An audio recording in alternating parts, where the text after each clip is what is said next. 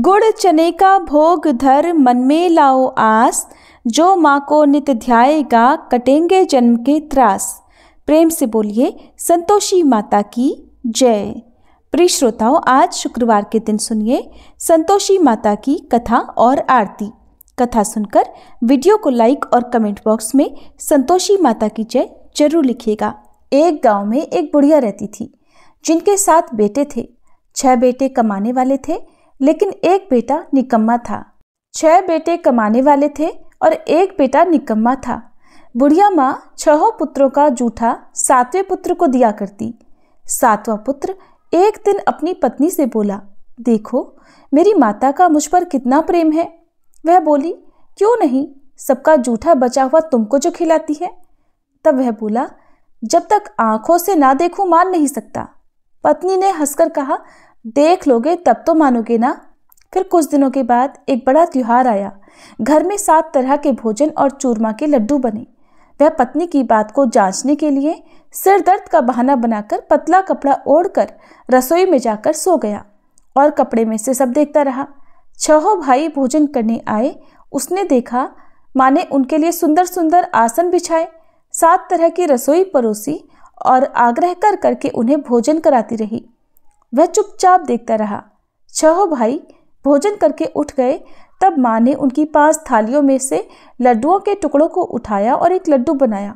जूठन साफ करके माँ ने उससे पुकारा, उठ बेटा उठ, तेरे भाइयों ने भोजन कर लिया, तू भी उठकर भोजन कर ले।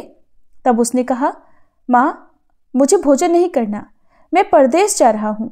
माता ने कहा, कल जाना हो तो आज ही चला जा। वह बोला, हाँ हाँ आज ही जा रहा हूँ। ऐसा कहकर वह घर से निकल गया। चलते समय उसे पत्नी की याद आई। वह गौशाला में कंडे थाप रही थी। तब वह वहां जाकर बोला, सुनो मेरे पास तो कुछ नहीं है, ये अंगूठी है, ये ले लो और अपनी कोई निशानी मुझे भी दे दो। पत्नी बोली, मेरे पास क्या है, ये गोबर भरा हाथ है। ऐसा कहकर उसकी पत्नी ने पीठ पर गोबर के हाथ की थाप मार दी। तब वह चल पड़ा। चलते चलते दूर देश में पहुंच गया। वहां एक साहूकार की दुकान थी। वहां जाकर बोला, सेठ जी मुझे नौकरी पर रख लो। साहूकार को नौकर की सख्त जरूरत थी। साहूकार ने कहा, काम देखकर तनख्वाह मिलेगी। उसने कहा, सेठ जी जैसा आप ठीक समझे। अब उसे साहूकार के यहाँ नौकरी मिल गई। वह वहां दिन रात मेहनत से काम करने लगा। कुछ दिन में दुकान का लेन देन, हिसाब किताब, ग्राहकों को माल बेचना सारा काम करने लगा। साहूकार के 7-8 नौकर थे, वे सब चक्कर खाने लगे, लेकिन उसने अपनी लगन, परिश्रम और ईमानदारी से सभी को पीछे छोड़ दिया और उसे फिर अपने किए का फल भी मिला। सेठ ने भी उसका काम देखा और 3 महीनों में ही उसे मुनाफे में साझीदार बना लिया। परिश्रम करते करते 12 वर्षों में ही वह नगर का नामी सेठ बन गया और सेठ अपना सारा कारोबार उस पर छोड़कर बाहर चला गया। इधर घर पर उसकी पत्नी पर क्या बीती वह भी सुनिए। सास ससुर उसे अब दुख देने लगे। गृहस्थी का सारा काम करवाकर उसे लकड़ी लेने जंगल में भेजा करते। इस बीच घर की रोटियों के आटे से जो भूसी निकलती उसकी रोटी बनाकर रख दी जाती और फूटे नारियल की नरेली में पानी दिया जाता। इस तरह उसके दिन बीतते रहे। एक दिन जब वह जंगल में लकड़ी लेने जा रही थी, तब उसे रास्ते में बहुत सी स्त्रियां संतोषी माता का व्रत करती दिखाई दी। वह वहां खड़ी होकर पूछने लगी, बहनों ये तुम किस देवी या देवता का व्रत कर रही हो और इसके करने से क्या फल मिलता है? इस व्रत के करने की क्या विधि है? यदि तुम अपने इस व्रत का विधान मुझे समझाकर कहोगी तो मैं तुम्हारा बड़ा एहसान मानूंगी। उनमें से एक स्त्री बोली, सुनो ये संतोषी माता का व्रत है। इसके करने से निर्धनता और दरिद्रता का नाश होता है, लक्ष्मी आती है, मन की चिंताएं दूर होती हैं, मन को प्रसन्नता और शांति मिलती है, निपुति को पुत्र मिलता है, पति बाहर गया हो तो वह शीघ्र लौट आता है, कुमारी कन्या को मनपसंद वर मिलता है, चलता मुकदमा खत्म हो जाता है, कलह क्लेश की स्थिति हो तो मुख शांति होती है, घर में धन जमा हो, धन जायदाद का लाभ होता है, और भी जो कुछ भी मन में हो, जो कुछ भी कामना हो, सब संतोषी माता की कृपा से पूरी हो जाती है, इसमें संदेह नहीं। तब वह पूछने लगी, ये व्रत कैसे किया जाता है, ये भी बताओ तो बड़ी कृपा होगी। वह स्त्री कहने लगी, बहन बिना परेशानी, श्रद्धा और प्रेम से जितना भी बन सके प्रसाद लेना। 5.25 पैसे से 5.25 आने या फिर इससे भी ज्यादा शक्ति और भक्ति के अनुसार गुड़ और चना लेना। हर शुक्रवार को निराहार रहकर कथा कहना सुनना। इसके बीच में क्रम टूटना नहीं चाहिए। लगातार नियम का पालन करना।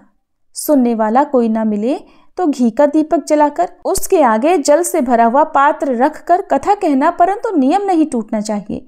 जब तक कार्य सिद्ध न हो नियम पालन करना और कार्य सिद्ध हो जाने पर व्रत का उद्यापन करना। 3 मास में ही माता पूरा फल प्रदान करती हैं।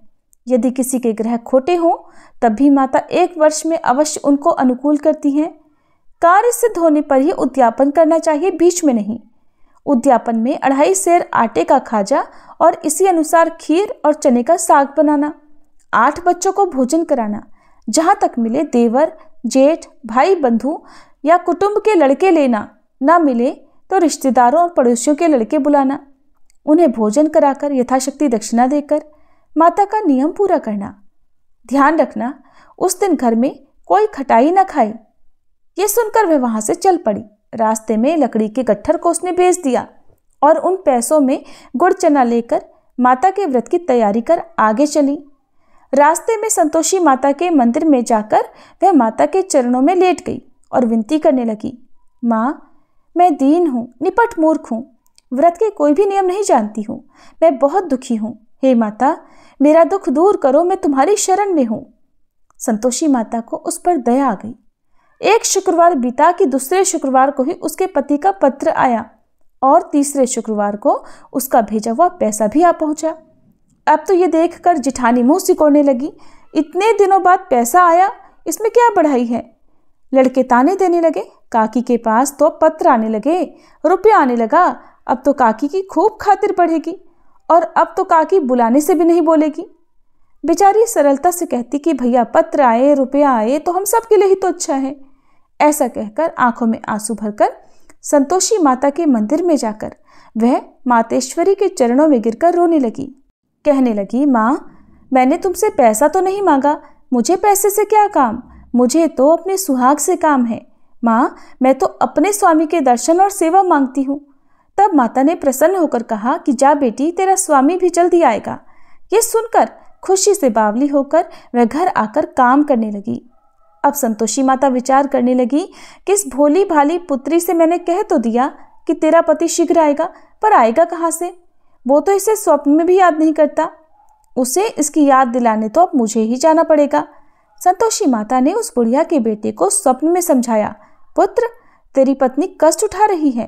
तब वह बोला, माँ, ये तो मुझे भी पता है, लेकिन क्या करूँ, वहाँ कैसे जाऊँ? परदेश की बात है, लेन देन का सारा हिसाब किताब है और कोई जाने का रास्ता भी नजर नहीं आता। आप ही कोई राह दिखाइए कि मैं वहां कैसे जाऊं। तब संतोषी माता कहने लगी, सवेरे नहा धोकर संतोषी माता का नाम ले, घी का दीपक जलाकर दंडवत कर और दुकान पर जाकर बैठना। देखते देखते तेरा लेन देन सब चुक जाएगा और जमा माल बिक जाएगा। सांझ होते होते धन का ढेर लग जाएगा। अब तो वह अगले दिन सुबह बहुत जल्दी उठा। उसने अपने मित्रों परिचितों से स्वप्न में माता द्वारा कही गई बात कह सुनाई। वे सब उसकी बात सुनकर उसकी खिल्ली उड़ाने लगे। कहने लगे, कहीं कभी सपने की बात भी सच्ची होती है क्या? लेकिन उनमें एक बूढ़ा व्यक्ति बहुत समझदार था। वह बोला, देखो भाई, मेरी बात मानो, इस तरह सच या झूठ कहने के बदले देवता ने जैसा कहा है वैसा ही करना, तेरा क्या जाता है। अब बूढ़े व्यक्ति की बात मानकर नहा धोकर उसने संतोषी माता को प्रणाम किया, फिर घी का दीपक जलाकर दुकान पर जा बैठा और जैसा संतोषी माता ने कहा वैसा ही हुआ। शाम तक धन का ढेर लग गया। वह हैरान हो गया। मन में संतोषी माता का नाम लेकर प्रसन्न होकर घर जाने के लिए गहने, कपड़े और सामान खरीदने लगा। सब काम से निपट कर वह अपने घर को रवाना हुआ। उधर उसकी पत्नी जंगल में लकड़ी लेने गई थी। लौटते समय थक जाने के कारण वह संतोषी माता के मंदिर पर विश्राम करने बैठ गई। ये तो उसका रोज रुकने का स्थान था। तब धूल उड़ती देखकर उसने माता से पूछा, हे माते, ये धूल कैसे उड़ रही है? संतोषी माता ने कहा, पुत्री, ये देख, तेरा पति आ रहा है। अब तू ऐसा कर, लकड़ियों के 3 बोझ बना, एक नदी के किनारे रख, दूसरा मेरे मंदिर पर और तीसरा अपने सिर पर रख। तेरे पति को लकड़ी का गट्ठर देखकर मोह पैदा होगा। ये वहाँ पर रुकेगा, नाश्ता पानी करके माँ से मिलने जाएगा। तो लकड़ी का गट्ठर उठाकर जाना और बीच चौक में गट्ठर डालकर 3 आवाजें जोर से लगाना, लो सासू जी लकड़ियों का गट्ठर लो, भूसी की रोटी दो, नारियल के खोपरे में पानी दो, और आज कौन मेहमान आया है। संतोषी माता की बात सुनकर वह बहुत अच्छा माँ कहकर प्रसन्न मन से लकड़ियों के 3 गट्ठर बना लाई। एक नदी के तट पर, दूसरा माता के मंदिर पर रखा। इतने में ही मुसाफिर वहां आ पहुंचा। सूखी लकड़ी देखकर उसको इच्छा हुई कि अब यहीं विश्राम कर ले और भोजन बनाकर खा पीकर फिर गांव को चले। इस प्रकार भोजन करके विश्राम कर वह अपने गांव में आ गया। उसी समय बहू सिर पर लकड़ी का गट्ठर लिए आई। उसने गट्ठर को आंगन में डाला, जोर से 3 आवाजें लगाई, लो सासू जी लकड़ी का गट्ठर लो, भूसी की रोटी दो, नारियल के खोपरे में पानी दो, आज कौन मेहमान आया है। ये सुनकर सास ने अपने दिए हुए कष्टों को भुलाने के लिए कहा, बहू तू ऐसा क्यों कह रही है, तेरा पति ही तो आया है, आ बैठ, मीठा भात खाकर कपड़े गहने पहन। पत्नी की आवाज सुनकर उसका पति बाहर आया। फिर उसके हाथ में पहनी अंगूठी देखकर और उसकी दशा देखकर वह व्याकुल हो गया। उसने माँ से पूछा, माँ ये कौन है। माँ बोली, बेटा तेरी ही तो पत्नी है, आज 12 वर्ष हो गए हैं, जब से तू गया है तब से सारे गांव में जानवर की तरह भटकती फिरती है, काम काज कुछ करती नहीं, 4 समय आकर खा जाती है। अब मुझे देखकर भूसी की रोटी और नारियल के खोपरे में पानी मांगती है। तब वह बोला, माँ मैंने इसे भी देखा है और तुम्हें भी, मुझे दूसरे घर की चाबी दो, मैं उसमें रहूंगा। माँ ने कहा, ठीक है बेटा, जैसी तेरी मर्जी। ऐसा कहकर माँ ने चाबी का गुच्छा बेटे के सामने रख दिया। उसने दूसरे घर को खोलकर सारा सामान जमाया। एक ही दिन में वहां राजा के महल जैसा ठाट बाट हो गया। अब क्या था, वह सुख भोगने लगी। अगला शुक्रवार उसने अपने पति से कहा कि सुनो, मुझे संतोषी माता का उद्यापन करना है। पति बोला, बहुत अच्छा, खुशी से कर लो। अब वह उद्यापन की तैयारी करने लगी। जेठ के लड़कों को भोजन के लिए कहने गई। उन्होंने मंजूर किया, परंतु पीछे से जेठानी ने अपने बच्चों को सिखलाया, देखो रे, भोजन के समय सब लोग खटाई मांगना, जिससे उसका उद्यापन पूरा न हो। अब लड़के भोजन करने आए। खीर पेट भरकर खाई, लेकिन माँ की बात याद आते ही कहने लगे, चाची हमें कुछ खटाई खाने को दो, खीर खाना हमें बिल्कुल अच्छा नहीं लगता। और लड़के उठ खड़े हुए, फिर बोले, पैसे लाओ। भोली भाली बहू कुछ भी नहीं जानती थी, उसने उन लड़कों को पैसे दे दिए। लड़कों ने बाजार जाकर उन पैसों से इमली खरीदी और खाई। ये सब देखकर अब बहू पर संतोषी माता का कोप हुआ। राजा के दूत उसके पति को पकड़कर ले गए। जिठानी कहने लगी, अब सब पता चल जाएगा जब जेल की रोटी खाएगा। बहू से ये वचन सहन नहीं हुए। वह संतोषी माता के मंदिर में गई और कहने लगी, माता ये आपने क्या किया, हंसाकर आप मुझे क्यों रुलाने लगी। संतोषी माता बोली, पुत्री तूने मेरा व्रत भंग किया है, इतनी जल्दी सारी बातें भुला दी। वह बोली, माँ मैं तो कुछ भी नहीं भूली, ना ही मैंने कोई अपराध किया है, मुझे तो लड़कों ने भूल में डाल दिया, मुझे क्षमा करो माँ। तब माँ बोली, ऐसी भूल भी कहीं होती है। वह बोली, अब कोई भूल नहीं होगी, अब बताओ मेरे पति कैसे वापस आएंगे। संतोषी माता बोली, पुत्री जा, तेरा पति तुझे रास्ते में ही आता मिलेगा। वह मंदिर से निकलकर बाहर आई तो रास्ते में उसे अपना पति आता हुआ मिला। उसने पूछा, कहाँ गए थे। तब वह बोला, इतना धन जो कमाया है उसका कर राजा ने मांगा था, वही भरने गया था। तब वह प्रसन्न होकर बोली, भला हुआ, अब घर चलो। फिर अगला शुक्रवार आया। तब वह बोली, मुझे माता का उद्यापन करना है। पति ने कहा, ठीक है करो। फिर वह जेठ के लड़कों से भोजन करने को कहने गई। जेठानी ने लड़कों को फिर सिखा दिया कि तुम पहले की तरह खटाई मांगना। अब की बार लड़के भोजन करने बैठे, लेकिन भोजन करने से पहले ही कहने लगे, हमें खीर पूरी अच्छी नहीं लगती, जी घबराता है, कुछ खटाई खाने को दो। तब वह बोली, खटाई तो खाने को नहीं मिलेगी, खाना हो तो खाओ। उनके उठकर चले जाने पर उसने ब्राह्मणों के लड़के बुलवाकर उन्हें भोजन करवाया। दक्षिणा की जगह उन्हें एक एक फल दिया। इससे संतोषी माता प्रसन्न हो गई और माता की कृपा से 9 माह बाद उनको चंद्रमा के समान एक सुंदर पुत्र प्राप्त हुआ। पुत्र को लेकर वह हर दिन संतोषी माता के मंदिर में जाने लगी। माँ ने सोचा, ये रोज आती है, आज क्यों ना मैं ही इसके घर चलूं, इसका आश्रय देखूं तो सही, ये कैसे रहती है, कहाँ रहती है। ये विचार कर माता ने भयानक रूप बनाया। गुड़ और चने से सना मुख, ऊपर से मुंड के समान होठ, उस पर मक्खियां भिनभिना रही थी। दहलीज पर पैर रखते ही उसकी सास चिल्लाई, देखो रे, कोई चुड़ैल डाकनी चली आ रही है, जल्दी भगाओ इसे, नहीं तो सबको खा जाएगी। बहू रोशनदान से देख रही थी। वह प्रसन्न हो उठी, आज मेरी माता मेरे घर आई है। ऐसा कहकर दूध पीते बच्चे को गोद से उतार दिया। ये सब देखकर सास क्रोध में बोली, अरे देखो तो जरा इसकी उतावली, कैसे उतावली हुई जा रही है, जो बच्चे को ही पटक दिया। इतने में ही माँ के प्रताप से जहां देखो वहां लड़के ही लड़के नजर आने लगे। वो बोली, माँ जी, मैं जिनका व्रत करती हूँ ये वही संतोषी माता है। ऐसा कहकर उसने झट से घर के सारे किवाड़ खोल दिए।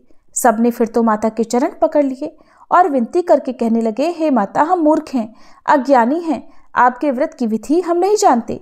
आपका व्रत भंग कर हमने बड़ा अपराध किया है। हे माते, आप हमारे सभी अपराधों को क्षमा करो। इस तरह बार बार कहने पर संतोषी माता प्रसन्न हो गई। इसके बाद उसकी सास कहने लगी, हे संतोषी माता, आपने बहू को जैसा फल दिया वैसा सबको देना। जो यह कथा सुने या पढ़े उसके भी सभी मनोरथ पूर्ण करना। प्रेम से बोलिए संतोषी माता की जय। जय संतोषी माता मैया, जय संतोषी माता, अपने सेवक जन की सुख संपत्ति दाता। ओम जय संतोषी माता। सुंदर चीर सुनहरी माँ धारण कीन्हो, हीरा पन्ना दम के तन श्रृंगार लीन हो। ओम जय संतोषी माता। गेरू लाल छटा छवि बदन कमल सोहे, मंद हसत करुणामयी त्रिभुवन जन मोहे। जय संतोषी माता। स्वर्ण सिंहासन बैठी चवर डुरे प्यारे, धूप दीप मधुमेवा भोज धरे न्यारे। जय संतोषी माता। गुड़ अरुचना परम प्रिय तामे संतोष कियो, संतोषी कहलाई भक्तन वैभव दियो। जय संतोषी माता। शुक्रवार प्रिय मानत आज दिवस सोही, भक्त मंडली छाई कथा सुनत मोही। जय संतोषी माता। मंदिर जगमग ज्योति मंगल ध्वनि छाई, विनय करे हम सेवक चरणन सिर नाई। जय संतोषी माता। भक्ति भावमय पूजा अंगीकृत कीजे, जो मन बसे हमारे इच्छित फल दीजे। जय संतोषी माता। दुख दारिद्री रोगी संकट मुक्त किए, बहुधन धान्य भरे घर सुख सौभाग्य दिए। जय संतोषी माता। ध्यान धरे जो तेरा वांछित फल पायो, पूजा कथा श्रवण कर घर आनंद आयो। जय संतोषी माता। चरण गहे की लज्जा रखियो जगदम्बे, संकट तू ही निवारे दयामयी अम्बे। जय संतोषी माता। संतोषी माता की आरती जो कोई जन गावे, रिद्धि सिद्धि सुख संपत्ति जी भर के पावे। जय संतोषी माता। जय संतोषी माता मैया, जय संतोषी माता, अपने सेवक जन की सुख संपत्ति दाता। जय संतोषी माता।